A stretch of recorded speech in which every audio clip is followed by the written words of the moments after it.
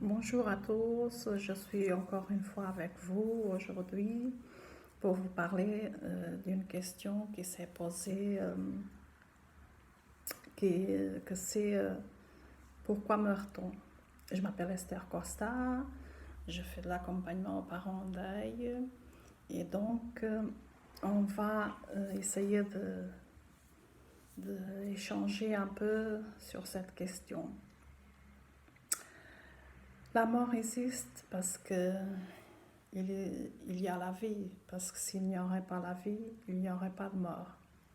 Donc l'un est conséquence de l'autre. Comme nous allumons une bougie pour nous éclairer dans l'obscurité, mais au lever du soleil, la lumière du soleil est plus forte que la flamme de la bougie et donc celle-ci perd son utilité. Mais l'obscurité, elle est là pour nous montrer l'utilité de la flamme de la bougie, car sans elle, on ne se rendrait pas compte de son existence. Donc, la flamme de la bougie et l'obscurité, ainsi que la vie et la mort, ce sont des opposés, ils font partie du jeu évolutif pour qu'on prenne conscience qu'ils existent, sinon on ne se serait jamais rendu compte de son existence. Pour vous expliquer donc pourquoi on meurt par la sagesse initiatique des âges, tout a commencé il y a quelques milliers d'années. C'était dans la deuxième moitié de la troisième race lémurienne, où il y a eu une guerre qu'on a appelée la guerre des cieux ou Tarakamaya. Alors ça a été, à cette époque-là, il y a eu un problème sur le plan de l'évolution sur notre planète. Et on avait besoin d'aide pour continuer notre évolution. Et donc, il y a eu deux anges qui sont venus à notre secours, Michael et Lucifer. Les anges, ce sont des messagers de Dieu. Ils portent notre voix vers lui.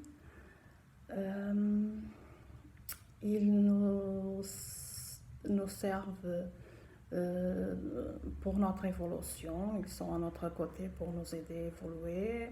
Ce sont des êtres ailés. Ils ont un niveau de conscience plus élevé que nous. Et donc, à cette époque-là, Michael a voulu projeter son frère aîné, Lucifer, sur Terre. Et ils ont mené une bataille. C'est Michael qui a gagné la bataille. Comme il a gagné la bataille, il a gagné en conscience et en lumière. Et Lucifer, qui a perdu la bataille, il a perdu en lumière et en conscience.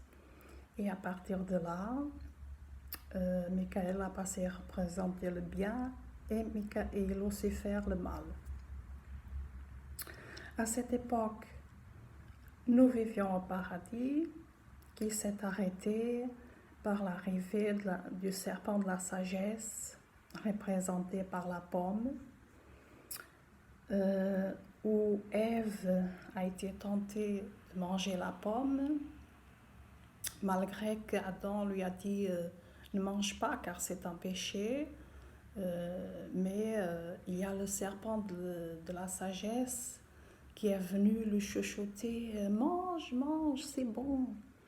Alors Ève a mangé la pomme et a commis ainsi le péché originel. Et à partir de là, on a gagné le libre arbitre, la polarité, la division des sexes, car jusque-là on était des êtres androgènes, on n'avait pas de sexe, et la mort. J'espère avoir été utile, je vous dis à bientôt.